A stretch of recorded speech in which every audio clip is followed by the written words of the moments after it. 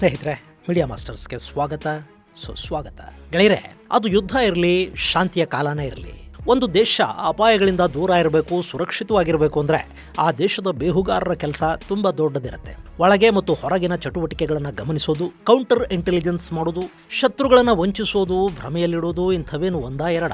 ಈ ಬೇಹುಗಾರಿಕೆ ಅನ್ನೋದು ಇವತ್ತು ನೆನೆ ಅಲ್ಲ, ಅದಕ್ಕೆ ಶತಮಾನಗಳ ಇತಿಹಾಸ ಕೂಡ ಇದೆ. ಅಂಥದ್ದೇ ಒಂದು ಬೇಹು ಕತೆ ಮೊದಲ ವಿಶ್ವಯುದ್ಧದ ದಿಕ್ಕನ್ನು ಹೇಗೆ ಬದಲಿಸಿತು ಅನ್ನೋ ಬಗ್ಗೆ ನಿಮಗೆ ಹೇಳಬೇಕು.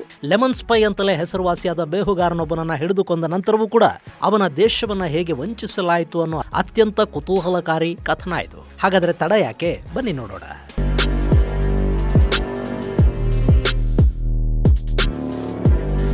ಗೆಳೆಯರೆ, ಮೊದಲ ವಿಶ್ವಯುದ್ಧ ಶುರುವಾಗಿತ್ತು. ಜರ್ಮನಿಯ ಪಡೆಗಳು ಬ್ರಿಟನ್ ಹಾಗೂ ಮಿತ್ರ ಪಡೆಗಳ ವಿರುದ್ಧ ಮುನ್ನಡೆಯನ್ನು ಸಾಧಿಸ್ತಾ ಇದ್ವು.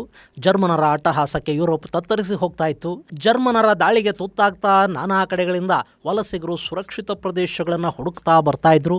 ಅದು 1915 ಡಿಸೆಂಬರ್ ತಿಂಗಳು. ಬ್ರಿಟನ್ನಲ್ಲಿ ಮೈಕೊರೆಯುವ ಚಳಿ ಒಂದು ಕಡೆ ಆದರೆ ಯುದ್ಧದ ವಾರ್ತೆಗಳಿಂದ ಉಂಟಾಗ್ತಾ ಇದ್ದ ಬಿಸಿ ಮತ್ತೊಂದು ಕಡೆ. ಇಡೀ ಬ್ರಿಟನ್ ಒಂಥರ ಚಡಪಡಿಕೆಯಲ್ಲಿತ್ತು.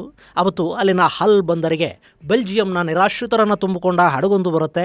ಅದರಲ್ಲಿದ್ದವರ ಮುಖದಲ್ಲಿ ಅಂತೂ ಜೀವ ಉಳಿಸ್ಕೊಂಡ್ವಿ ಅನ್ನೋ ಒಂದು ನೆಮ್ಮದಿ. ಅದರ ಬೆನ್ನಲ್ಲೇ ಹೊಸದಾಗಿ ಬದುಕುಗಳನ್ನು ಮತ್ತೆ ಕಟ್ಕೋಬೇಕು, ಹೊಸ ಪ್ರದೇಶ, ಹೊಸ ಜನ ತಮ್ಮನ್ನು ಹೇಗೆ ಸ್ವೀಕರಿಸ್ತಾರೋ ಅನ್ನೋ ಆತಂಕ ಕೂಡ. ಆ ಹಡಗಲ್ಲಿದ್ದವರಿಗೆ ಶಿಪ್ ಬ್ರೋಕರ್ ತುಂಬಾನೇ ಧೈರ್ಯ ತುಂಬುತ್ತಾ ಇದ್ದ, ಬದುಕಿನ ಬಗ್ಗೆ ಭರವಸೆಯ ಮಾತುಗಳನ್ನೂ ಹೇಳ್ತಾ ಇದ್ದ.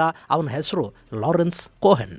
ರಷ್ಯನ್ ಪಾಸ್ಪೋರ್ಟ್ ಹೊಂದಿದ್ದ ಬೆಲ್ಜಿಯಂನ ಮನುಷ್ಯ ಲಾರೆನ್ಸ್ ಕೋಹೆನ್. ಹಾಗೆ ಬ್ರಿಟನ್ಗೆ ಸಾಕಷ್ಟು ಹಡಗುಗಳು ಜನರನ್ನು ಕರ್ಕೊಂಡು ಬಂದವು. ಲಾರೆನ್ಸ್ ಕೋಹೆನ್ ಕೂಡ ಸಾಕಷ್ಟು ಬಾರಿ ನಿರಾಶ್ರಿತರನ್ನು ಕರೆತರೋ ಕೆಲಸವನ್ನು ಮಾಡ್ದ.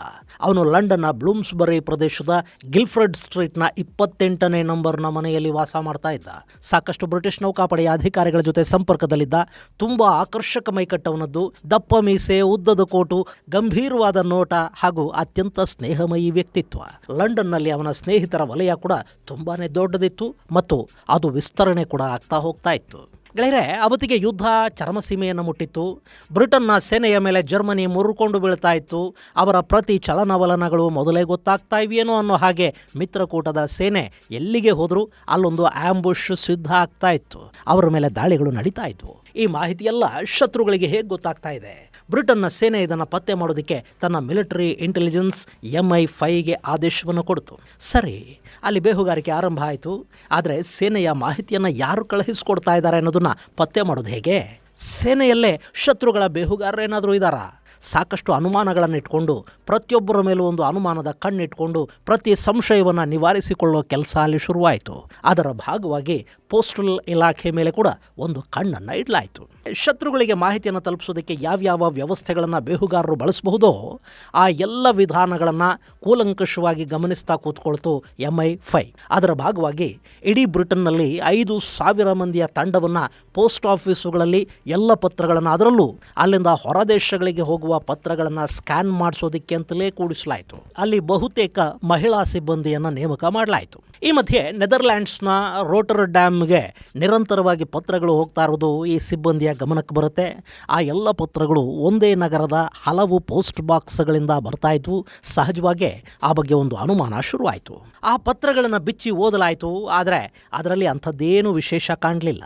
ಸಹಜವಾಗಿ ಬರೆದ ಉಭಯ ಕುಶಲೋಪರಿಗಳ ಪತ್ರ ಅದು. ಆದರೆ ಒಂದೇ ವಿಳಾಸಕ್ಕೆ ನಿರಂತರವಾಗಿ ಪತ್ರಗಳು ಯಾಕೆ ಹೋಗ್ತಾ ಇವೆ? ಅದು ಒಂದೇ ಹ್ಯಾಂಡ್ ರೈಟಿಂಗ್. ಪತ್ರದಲ್ಲಿ ಸಾಮಾನ್ಯ ಸಂಗತಿಗಳು ಬಿಟ್ಟು ಬೇರೆ ಏನೂ ಇಲ್ಲ.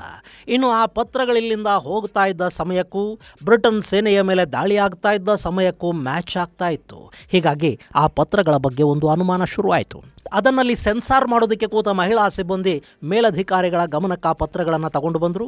ಆ ನಂತರ ಆ ಲೆಟರ್ಗಳನ್ನು ಹೆಚ್ಚು ಸ್ಕ್ಯಾನಿಂಗ್ ಮಾಡೋ ಕೆಲಸ ಶುರುವಾಯಿತು. ಆದರೆ ಅಲ್ಲಿ ಏನೂ ಗೊತ್ತಾಗಲಿಲ್ಲ. ಆದರೂ ಒಂದು ಸಣ್ಣ ಅನುಮಾನದ ಮೇರೆಗೆ ಅದನ್ನು ಹೀಟ್ ಪ್ರೆಸ್ ಮಾಡಿದರು ನೋಡಿ. ಅಂದರೆ ನಾವು ಐರನ್ ಮಾಡೋದಕ್ಕೆ ಬಳಸ್ತೀವಲ್ಲ, ಆ ಥರದ ಐರನ್ ಬಾಕ್ಸ್ನ ಕೆಳಗೆ ಆ ಪತ್ರವನ್ನಿಟ್ಟು ಬಿಸಿ ಮಾಡಿದರು ನೋಡಿ. ಅದರಲ್ಲಿ ಉಭಯ ಕುಶಲೋಪರಿಯ ಸಾಲುಗಳ ನಡುವೆ ಇದ್ದ ರಹಸ್ಯವೊಂದು ಬಯಲಾಯಿತು. ಅಷ್ಟೂ ಪತ್ರಗಳಲ್ಲಿ ಬ್ರಿಟಿಷ್ ಸೇನೆಯ ಚಲನವಲನಗಳು, ಅವು ಎಲ್ಲೆಲ್ಲಿ ಸ್ಟೇಷನ್ ಆಗಿವೆ, ಎಷ್ಟು ಮಂದಿ ಇದ್ದಾರೆ, ಎಲ್ಲಿಂದ ಯಾವ ಕಡೆಗೆ ಹೋಗ್ತಾ ಇದ್ದಾರೆ, ಯಾವ ಆಯುಧಗಳನ್ನು ಸಾಗಿಸಲಾಗುತ್ತಾ ಇದೆ, ಇಂಥ ಸಾಕಷ್ಟು ಮಾಹಿತಿಗಳು ಆ ಪತ್ರಗಳಲ್ಲಿ ರಹಸ್ಯವಾಗಿ ಅಡಗಿದ್ದು. ಪ್ರತಿ ಪತ್ರದಲ್ಲೂ ಸೇನೆಯ ಕುರಿತಾದ ಮಾಹಿತಿನೇ. MI5 ಹಾಗೂ ಬ್ರಿಟಿಷ್ ಸೇನಾಧಿಕಾರಿಗಳು ಇದನ್ನು ಕಂಡು ದಿಗ್ಭ್ರಮೆಗೊಳಗಾದರು. ಸರಿ, ಆ ಪತ್ರಗಳು ಎಲ್ಲಿಂದ ಪೋಸ್ಟ್ ಆಗ್ತಾ ಇವೆ ಅನ್ನೋದನ್ನು ಪತ್ತೆ ಮಾಡೋ ಕೆಲಸ ಕೂಡ ಶುರುವಾಯಿತು. ಆಗ ಅವರ ಕೈಗೆ ಸಿಕ್ಕಿಬಿದ್ದವನು ಬ್ರಿಟನ್ನ ಪ್ರಜೆ ಜಾನ್ ಹಾರ್ನ್.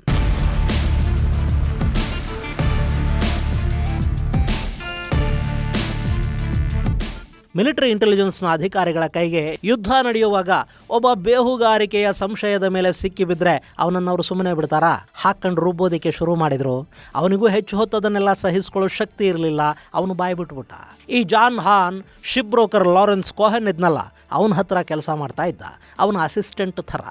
ಲಾರೆನ್ಸ್ ಕೋಹೆನ್ ಇವನಿಗೆ ಹೇಳಿದ ಎಲ್ಲ ಕೆಲಸಗಳನ್ನು ಇವನು ಚಾಚು ತಪ್ಪದೆ ಮಾಡ್ತಾ ಇದ್ದ. ಅವನು ಕೊಟ್ಟ ಪತ್ರಗಳನ್ನು ಪೋಸ್ಟ್ ಬಾಕ್ಸ್ಗೆ ಹಾಕ್ತಾ ಇದ್ದವನು ಕೂಡ ಇವನೇ. ಸರಿ, ಇಷ್ಟು ಗೊತ್ತಾಯ್ತಲ್ಲ. ಬ್ರಿಟನ್ ಇಂಟೆಲಿಜೆನ್ಸ್ ಅಧಿಕಾರಿಗಳು ಗಿಲ್ಫರ್ಡ್ ಸ್ಟ್ರೀಟ್ನ 28ನೇ ನಂಬರ್ ಮನೆಯ ಬಾಗಿಲು ಬಡಿದ್ರು. ತಣ್ಣಗೆ ಬಂದ ಕೋಹನ್ ಬಾಗಿಲು ತೆಗೆದ. ಅವನನ್ನು ತಕ್ಷಣ ಅಧಿಕಾರಿಗಳು ತಮ್ಮ ವಶಕ್ಕೆ ತಗೊಂಡ್ರು. ಅವನ ಬಳಿ ಆಯುಧಗಳೇನಾದರೂ ಇವೆಯಾ ಅಂತ ಪರಿಶೀಲಿಸಲಾಯಿತು. ಕೋಟ್ ಜೇಬಲ್ಲಿ 2 ನಿಂಬೆ ಹಣ್ಣು ಬಿಟ್ಟರೆ ಅವನ ಬಳಿ ಬೇರೆ ಏನೂ ಇರಲಿಲ್ಲ. ಮನೆಯ ಒಳಗೆ ಕರ್ಕೊಂಡು ಹೋದರು. ಅಲ್ಲೂ ಕೂಡ ಟೇಬಲ್ ಮೇಲೆ 2 ನಿಂಬೆ ಹಣ್ಣಿನ ಹೋಳುಗಳಿದ್ವು ಬಿಟ್ಟರೆ ಬೇರಿನ್ಯಾವ ಆಯುಧ ಮತ್ತೊಂದು ಏನೂ ಅಲ್ಲಿ ಸಿಗಲಿಲ್ಲ. ಮನೆಯನ್ನೆಲ್ಲ ಜಾಲಾಡಿದ್ರು. ಅಲ್ಲಿ ಶಿಪ್ಪಿಂಗ್ ಏಜೆಂಟ್ ಒಬ್ಬನ ಮನೆಯಲ್ಲಿ ಏನು ಸಿಗಬಹುದು ಅಂಥ ಒಂದಷ್ಟು ದಾಖಲೆಗಳು ಬಿಟ್ಟರೆ ಅಧಿಕಾರಿಗಳಿಗೆ ಬೇರೇನೂ ಸಿಗಲಿಲ್ಲ. ಇನ್ನು ಅವನ ಹತ್ರ ನಿಂಬೆ ಹಣ್ಣಿತ್ತಲ್ಲ, ಅದರ ಬಗ್ಗೆ ವಿಚಾರಣೆ ಶುರು ಮಾಡಿದರು. ಯಾಕೆ ನಿಂಬೆ ಹಣ್ಣುಗಳನ್ನು ಇಟ್ಕೊಂಡಿದ್ಯಾ ಅಂತ ಕೇಳಿದರು. ಅವನು ಹಲ್ಲುಜ್ಜೋದಿಕ್ಕೆ ಅಂತ ಹೇಳ್ದ. ನನಗೆ ಹಲ್ಲಿನ ಸಮಸ್ಯೆ ಇದೆ, ಹೀಗಾಗಿ ಉಪ್ಪು, ನಿಂಬೆಹಣ್ಣು ಹಾಗೂ ಅಡುಗೆ ಸೋಡಾ ಬಳಸಿ ಹಲ್ಲುಜ್ಜುತ್ತೀನಿ, ಇದರಿಂದ ನಿಮಗೇನಾದರೂ ಪ್ರಾಬ್ಲಮ್ಮಾ ಅಂತ ಕೇಳ್ದ. ಸರಿ, ನಿಂಬೆ ಹಣ್ಣನ್ನು ಬಳಸಿ ಹಲ್ಲುಜ್ಜೋದು ಹೆಂಗೆ ಅನ್ನೋದನ್ನು ನಮಗೂ ಹೇಳ್ಕೊಡುವಂತೆ ಬಾ ಅಂತ ಹೇಳಿ ಅವನನ್ನು ಅಧಿಕಾರಿಗಳು ತಮ್ಮ ಜೊತೆ MI ಕಚೇರಿಗೆ ಕರ್ಕೊಂಡು ಹೋದರು. ಅಲ್ಲಿ ಅವನ ಇಂಟ್ರೋಗೇಷನ್ ಶುರು ಆಯಿತು. ಸ್ವಲ್ಪ ಹೊತ್ತಿಗೆ ಅವನಿಗೂ ಕೂಡ ತಾನು ಟ್ರ್ಯಾಪ್ ಆಗಿದ್ದೀನಿ ಅನ್ನೋದು ಅರ್ಥ ಆಯಿತು.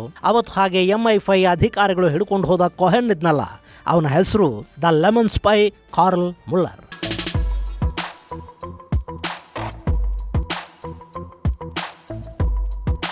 ಮೊದಲ ವಿಶ್ವಯುದ್ಧ ಆರಂಭವಾದ ದಿನಗಳಲ್ಲೇ ಅವನನ್ನು ಜರ್ಮನಿ ಬ್ರಿಟನ್ಗೆ ಕಳುಹಿಸಿಕೊಟ್ಟಿತ್ತು. ಶಿಪ್ ಬ್ರೋಕರ್ ಆಗಿ ಗುರುತಿಸಿಕೊಂಡಿದ್ದ ಮುಲ್ಲರ್ ತನ್ನ ಸ್ನೇಹಶೀಲ ಗುಣಗಳಿಂದಲೇ ಸಾಕಷ್ಟು ನಿರಾಶ್ರಿತರನ್ನ ಹಾಗೂ ಲಂಡನ್ ಸೇರಿದಂತೆ ಬ್ರಿಟನ್ನ ಸಾಕಷ್ಟು ಕಡೆಗಳಲ್ಲಿ ಸಾಕಷ್ಟು ಅಧಿಕಾರಿಗಳನ್ನು ಕೂಡ ಪರಿಚಯಿಸಿಕೊಂಡಿದ್ದ. ಅವನ ಮಾತುಗಳು ಎಲ್ಲರನ್ನೂ ಅಟ್ರಾಕ್ಟ್ ಮಾಡ್ತಾ ಇತ್ತು. ಅವನ ಜೇಬಲ್ಲಿ ಸದಾ ನಿಂಬೆ ಹಣ್ಣಿರ್ತಾ ಇತ್ತು. ಅವನಿಗೆ ಅದೊಂದು ಅಭ್ಯಾಸದಂತಾಗಿತ್ತು. ಸಾಕಷ್ಟು ದಿನಗಳ ಕಾಲ ಬ್ರಿಟನ್ನಿಂದ ನೆದರ್ಲ್ಯಾಂಡ್ಸ್ನಲ್ಲಿನ ಜರ್ಮನಿಯ ರಹಸ್ಯ ಕಚೇರಿಗೆ ಬ್ರಿಟನ್ ಸೇನೆಯ ಕುರಿತಾದ ಮಾಹಿತಿಯನ್ನ ಈ Karl Muller alias Lawrence Cohen ಕಳುಹಿಸಿಕೊಡ್ತಾ ಇದ್ದ. ಅದಕ್ಕವನು ಇಂಕ್ ರೂಪದಲ್ಲಿ ನಿಂಬೆಯ ರಸವನ್ನು ಬಳಸ್ತಾ ಇದ್ದ. ಗೆಳೆಯರೆ, ನಿಂಬೆ ರಸವನ್ನು ಬಳಸಿ ಬರೆದ್ರೆ ಅದು ಸಾಮಾನ್ಯ ಕಣ್ಣುಗಳಿಗೆ ಕಾಣುವುದಿಲ್ಲ. ಆದರೆ ಕಾರ್ಬನೈಸ್ ಮಾಡಿದ್ರೆ ಅಂದರೆ ಅದಕ್ಕೆ ಬಿಸಿ ತಾಗಿದ್ರೆ ಆ ಅಕ್ಷರಗಳು ಕಾಣೋದಕ್ಕೆ ಶುರು ಆಗುತ್ತವೆ. ನಿಂಬೆಯ ರಸವನ್ನು ಸಾಕಷ್ಟು ವರ್ಷಗಳಿಂದ ರಹಸ್ಯ ಪತ್ರಗಳಿಗೆ ಬಳಸೋ ಪದ್ಧತಿ ಇದೆ. ಅದನ್ನು ಕಾರ್ಲ್ ಮುಲ್ಲರ್ ಬಳಸ್ಕೊಂಡಿದ್ದ. ಅವನ ಬಗ್ಗೆ ವಿಚಾರಣೆ ಶುರು ಆಯಿತು. ಅವನ ಟೇಬಲ್ ಮೇಲೆ ಸಿಕ್ಕ ಪೆನ್ನಿನ ನಿಬ್ಬಲ್ಲಿ ನಿಂಬೆಯ ಕೋಶಗಳು ಪತ್ತೆ ಆದವು. ರಸಾಯನಶಾಸ್ತ್ರ ತಜ್ಞ ಚಾರ್ಲ್ಸ್ ಮಿಚೆಲ್ ಅಲ್ಲಿ ನಿಂಬೆ ಹಣ್ಣಿನ ಗುಣದ ಬಗ್ಗೆ ಸಾಕ್ಷಿಯನ್ನು ಕೂಡ ನೋಡಿದ. ವಿಚಾರಣೆ ಅಂದ್ರೆ ಇನ್ನೇನು, ಬರೀ 3 ದಿನದ ವಿಚಾರಣೆಯ ನಾಟಕ ಅದು. ಜೂನ್ 2ರಿಂದ ಶುರುವಾದ ವಿಚಾರಣೆ 4ನೇ ತಾರೀಖಿಗೆ ಮುಗಿದು ಹೋಯಿತು. ಲಂಡನ್ ಸೆಂಟ್ರಲ್ ಕ್ರಿಮಿನಲ್ ಕೋರ್ಟ್ ಈ ಮುಲ್ಲರ್ಗೆ ಮರಣ ದಂಡನೆಯನ್ನು ವಿಧಿಸಿ ತೀರ್ಪನ್ನು ಕೂಡ ಕೊಡ್ತು. ಜೂನ್ 23ನೇ ತಾರೀಖು ಲಂಡನ್ ಟವರ್ ಸ್ಕ್ವಾಡ್ ಅವನಿಗೆ ಕೊಟ್ಟ ಶಿಕ್ಷೆಯನ್ನು ಜಾರಿಗೊಳಿಸಬೇಕಿತ್ತು. ಅದಕ್ಕಾಗಿ ಅವನನ್ನು ಮಂಡಿ ಮೇಲೆ ಕೂರಿಸಿದ್ರು. ಅವನ ಎದುರು ಬಂದೂಕುಧಾರಿಗಳು ನಿಂತು ಅವನ ಮೇಲೆ ಗುಂಡು ಹಾರಿಸಿ ಕೊಲ್ಲಬೇಕಿತ್ತು. ಆ ಕಡೆಯ ಕ್ಷಣದಲ್ಲೂ ಮುಲ್ಲರ್ ನನ್ನದೊಂದು ಸಣ್ಣ ರಿಕ್ವೆಸ್ಟ್ ಇದೆ ಅಂತ ಅಧಿಕಾರಿಗಳಿಗೆ ಹೇಳ್ದ. ಸಾಯುವವನ ಬೇಡಿಕೆ ನೋಡಿ, ಹೀಗಾಗಿ ಏನಪ್ಪ ಅಂತ ಕೇಳಿದ್ರು. ನನ್ನ ಕಣ್ಣಿಗೆ ಬಟ್ಟೆ ಕಟ್ಟಬೇಡಿ, ನಾನು ನನ್ನ ಸಾವನ್ನ ಕಣ್ಣು ತುಂಬಿಕೋಬೇಕು ಅಂತ ಕೇಳ್ದ ಮುಲ್ಲರ್. ಜೊತೆಗೆ ಒಂದು ನಿಂಬೆ ಹಣ್ಣನ್ನು ತರಿಸ್ಕೊಂಡ. ಅದನ್ನು ತುಂಬಾ ತನ್ಮಯತೆಯಿಂದ ಒಮ್ಮೆ ಗಟ್ಟಿಯಾಗಿ ಮೂಸ್ದ. ಆನಂತರ ಮುಷ್ಟಿಯಲ್ಲದನ್ನ ಬಿಗಿಯಾಗಿ ಹಿಡ್ಕೊಂಡು ಗುಂಡು ಹಾರಿಸೋದಕ್ಕೆ ನಿಂತವರ ಕಡೆ ರೆಪ್ಪೆ ಮಿಟುಕಿಸದೆ ನೋಡೋದಕ್ಕೆ ಶುರು ಮಾಡ್ದ. ಅವನ ತುಟಿ ಅಂಚಲ್ಲಿ ಸಣ್ಣದೊಂದು ಕಿರುನಗೆ ಇತ್ತು. ತನಗೆ ಕೊಟ್ಟ ಕೆಲಸವನ್ನು ಸಾಧಿಸಿದ ತೃಪ್ತಿ ಇತ್ತು. ಬ್ರಿಟಿಷ್ ಸೇನೆಗೆ ಸಾಕಷ್ಟು ನಷ್ಟವನ್ನುಂಟು ಮಾಡಿದೆ, ನನ್ನ ತಾಯಿ ನೆಲದ ಶತ್ರುಗಳನ್ನ ನಾನು ವಂಚಿಸಿದೆ ಅನ್ನೋ ಹೆಮ್ಮೆ ಅವನ ಕಣ್ಣಲ್ಲಿ ಕಾಣ್ತಾ ಇತ್ತು. ಹಾಗವನು ನೋಡ್ತಾ ಇದ್ದಾಗಲೇ ಫೈರ್ ಅನ್ನೋ ದನಿ ಕೇಳಿಸ್ತು. ಗುಂಡುಗಳು ಹಾರಿದ ಶಬ್ದ. ಅವನ ಮುಖದ ಮುಗುಳ್ನಗೆ ಹಾಗೆ ಇತ್ತು. ಅವನು ನೆಲಕುರುಳಿದ್ದ. ದೇಹ ತೂತಾಗಿತ್ತು. ಗೆಳೆಯರೆ, ಜರ್ಮನಿಯ ಇಂಥ 11 ಮಂದಿಯನ್ನ ಬ್ರಿಟನ್ ಗುಂಡಿಕ್ಕಿ ಕೊಲ್ಲುತ್ತೆ. ಅವರ ಪೈಕಿ ಈ ಮುಲ್ಲರ್ ಕೂಡ ಒಬ್ಬ. ಆದರೆ ಅವನ ತುಟಿಯ ಮೇಲಿನ ಮುಗುಳ್ನಗೆ ಮತ್ತು ಸಾವನ್ನವನು ಬರಮಾಡಿಕೊಂಡ ರೀತಿ ಇತ್ತಲ್ಲ, ಅದು ಬ್ರಿಟಿಷ್ ಅಧಿಕಾರಿಗಳನ್ನ ಸಾಕಷ್ಟು ವರ್ಷಗಳ ಕಾಲ ಕಾಡ್ತು. ಹಾಗೆ ಈ ಕೋಹೆನ್ ಅಲಿಯಾಸ್ ಮುಲ್ಲರ್ನ ಕಥೆ ಇಲ್ಲಿಗೆ ಮುಗಿಲೂ ಇಲ್ಲ. ಬ್ರಿಟನ್ ಮುಲ್ಲರ್ನ ಬಂಧನ, ವಿಚಾರಣೆ ಹಾಗೂ ಅವನಿಗೆ ಗುಂಡಿಕ್ಕಿ ಕೊಂದ ವಿಷಯ ಇದ್ಯಾವುದು ಹೊರಬಾರದ ಹಾಗೆ ನೋಡ್ಕೊಳ್ತು. ಎಲ್ಲವನ್ನ ರಹಸ್ಯವಾಗಿ ಮಾಡಿ ಮುಗಿಸ್ತು. ಹೀಗಾಗಿ ಮುಲ್ಲರ್ ಇದಾನ ಇಲ್ವಾ ಅನ್ನೋದು ಜರ್ಮನಿಗೆ ಗೊತ್ತು ಕೂಡ ಆಗಲಿಲ್ಲ. ಹಾಗೆ ಜರ್ಮನಿಗೆ ಹೋಗ್ತಾ ಇದ್ದ ಪತ್ರಗಳು ನಿಲ್ಲಲಿಲ್ಲ. ಇನ್ನು ಜರ್ಮನಿ ಲಂಡನ್ನಲ್ಲಿ ತಮ್ಮ ಏಜೆಂಟ್ ಇದ್ದಾನೆ ಅಂತಲೇ ಭಾವಿಸ್ತು. ಅವನಿಗೆ ಪ್ರತಿ ತಿಂಗಳು ಹಣವನ್ನು ಕೂಡ ಕಳುಹಿಸಿಕೊಡ್ತಾ ಇತ್ತು. ಅಲ್ಲಿ ಮುಲ್ಲರ್ನ ಅಸಿಸ್ಟೆಂಟ್ ಹಾರ್ನ್ ಇದ್ನಲ್ಲ, ಅವನನ್ನ MI ತನ್ನ ಹಿಡಿತದಲ್ಲೇ ಇಟ್ಕೊಂಡಿತ್ತು. ಅವನ ಮೂಲಕ ಪತ್ರಗಳನ್ನು ಬರೆಸಿ ನೆದರ್ಲ್ಯಾಂಡ್ಸ್ಗೆ ಕಳುಹಿಸೋದಕ್ಕೆ ಶುರು ಮಾಡಿದ್ರು. ಅಲ್ಲಿಗೆ ಹೋಗ್ತಾ ಇದ್ದದ್ದೆಲ್ಲ ತಪ್ಪು ಮಾಹಿತಿಗಳು ಮತ್ತು ಈ ಸುಳ್ಳು ಮಾಹಿತಿಗಳ ಮೂಲಕ ಜರ್ಮನ್ ಸೇನೆಯನ್ನ ವಂಚಿಸುವ ಕೆಲಸಕ್ಕೆ ಬ್ರಿಟಿಷ್ ಬೇಹುಗಾರರು ಮುಂದಾದರು. ಅದರಿಂದ ಜರ್ಮನಿಗೆ ಸಾಕಷ್ಟು ನಷ್ಟ ಕೂಡ ಉಂಟಾಯಿತು. ಈ ಪತ್ರಗಳ ಮೂಲಕವೇ ಜರ್ಮನಿಯ ನೆಟ್ವರ್ಕ್ ಬೇರೆ ಬೇರೆ ಎಲ್ಲಿದೆ ಅನ್ನೋದನ್ನ ಕೂಡ ಪತ್ತೆ ಮಾಡೋ ಕೆಲಸ ನಡೀತು. ಅದನ್ನು ಕೂಡ ನ್ಯೂಟ್ರಲೈಸ್ ಮಾಡ್ತಾ ಹೋದ್ರು. ಜರ್ಮನಿಗೆ ಸಾಕಷ್ಟು ದಿನಗಳ ಕಾಲ ಮುಲ್ಲರ್ ಸಾವಿಗೀಡಾಗಿದ್ದಾನೆ, ನಾವಿಲ್ಲಿ ಮೋಸ ಹೋಗ್ತಾ ಇದ್ದೀವಿ ಅನ್ನೋದು ಗೊತ್ತು ಕೂಡ ಆಗಲಿಲ್ಲ. ಇನ್ನು ಜರ್ಮನಿ ಮುಲ್ಲರ್ಗೆ ಕಳುಹಿಸ್ತಾ ಇದ್ದ ಹಣ ಇತ್ತಲ್ಲ, ಅದರಲ್ಲಿ ಬ್ರಿಟನ್ನ MI5 ಒಂದು ಮಾರಿಸ್ ಕಾರನ್ನು ಖರೀದಿ ಮಾಡ್ತು. ಆ ಕಾರಿಗೆ ಮುಲ್ಲರ್ ಅನ್ನೋ ಹೆಸರನ್ನಿಟ್ಟು ಅವನ ನೆನಪನ್ನ ಬಹಳಷ್ಟು ದಿನ ತಮ್ಮ ನಡುವೆ ಇರೋ ಹಾಗೆ ನೋಡ್ಕೊಳ್ತು. ಒಬ್ಬ ಜರ್ಮನಿಯ ಏಜೆಂಟ್ ಬರೀ ನಿಂಬೆ ಹಣ್ಣಿನ ಮೂಲಕ ಬ್ರಿಟಿಷರನ್ನ ವಂಚಿಸಿದ್ದು ಮಾತ್ರ ಅಲ್ಲ, ಸಾಯುವ ಕಡೆಯ ಕ್ಷಣದಲ್ಲಿ ಅವನ ಮುಖದ ಮೇಲಿನ ಆ ತೃಪ್ತಿಯ ಮಂದಹಾಸ ಇತ್ತಲ್ಲ, ಅದು ಕೂಡ ಸಾಕಷ್ಟು ವರ್ಷಗಳ ಕಾಲ ಬ್ರಿಟಿಷ್ ಅಧಿಕಾರಿಗಳ ನೆನಪಲ್ಲಿ ಹಾಗೆ ಉಳಿಯೋ ಹಾಗಾಯಿತು. ಇನ್ನು ಇವತ್ತಿಗೂ ಅವನ ನೆನಪನ್ನ ಬ್ರಿಟನ್ ಇಟ್ಕೊಂಡಿದೆ. ಅಲ್ಲಿ ಬೇಹುಗಾರಿಕೆಯ ಆರ್ಕೈವ್ಗಳಲ್ಲಿ ಈ ಮುಲ್ಲರ್ನ ಹೆಸರು ಉಳ್ಕೊಂಡಿದೆ. ಇದು ಗೆಳೆಯರೆ, ಒಂದು ನಿಂಬೆ ಹಣ್ಣಿನ ಮೂಲಕ ಬ್ರಿಟಿಷರ ನಿದ್ದೆಗೆಡಿಸಿದ್ದ ಜರ್ಮನ್ ಬೇಹುಗಾರನ ಕಥೆ. ಮುಂದಿನ ಸಂಚಿಕೆಯಲ್ಲಿ ಮತ್ತಷ್ಟು ವಿಶೇಷಗಳ ಜೊತೆ ಮತ್ತೆ ಭೇಟಿಯಾಗೋಣ. ಅಲ್ಲಿವರೆಗೆ ಜೈ ಹಿಂದ್, ಜೈ ಕರ್ನಾಟಕ.